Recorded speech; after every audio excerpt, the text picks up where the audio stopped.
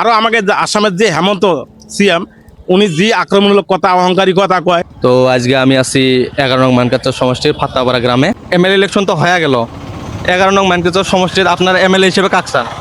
আমরা 1 নম্বর এমএলএ হিসেবে কংগ্রেসকে ভালোভাবে কংগ্রেসকে এমএলএ হতে চাই। হিংসামূলক কথা অমুক খাওয়ার পায় না তমুক খাওয়ার পায় না হয় বহুত ধরনের তার জন্য আমি বিজেপিকে একদম হিংসা করি, কংগ্রেসকে সাপোর্ট। আচ্ছা, যদি কংগ্রেস সরকার হয় না, তো এই জায়গার কি কি ডেভেলপ হবে বলে ভাবেন? ডেভেলপ কি হবো? ডেভেলপ তো কংগ্রেসের শোক করছে। আগে তো আমরা সালার বস্তা নিয়ে গেছি না, সালার বস্তা নিয়ে স্কুলে গেছি এরকম কই বিসি মারি পারি স্কুল ভর্তি। কংগ্রেস সরকার সবকিছু করছে। 2001 তরুণ সব জি কাম করছে। 2016 পর্যন্ত স্কুল উন্নতি করছে, সবগুলো স্কুলের ব্রেঞ্চি হতে হয়েছে, রাস্তাঘাট জি করছে, বহুত করছে।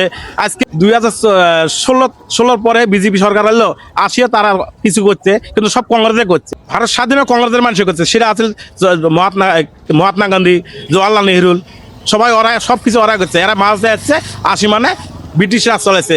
দেখেন আমরা আগের দিনে দেখছি, বহুদিন থেকে ভোট দিয়ে আসি, পূর্ব মহাতে দিচ্ছি এজিপির হিতেশ্বরকে দেখছি কংগ্রেসের, তরুণ 15 বছর দেখছি কংগ্রেসের। ওকে এরকম অহংকারিকতা আছিল না। জুবিন গার্গকে যে হত্যা করা হয়েছে ভোটের আগে হয়েছে, আমরা যদি রায় দিতে পারি ভোট দেন, আর না দিলে না দেন।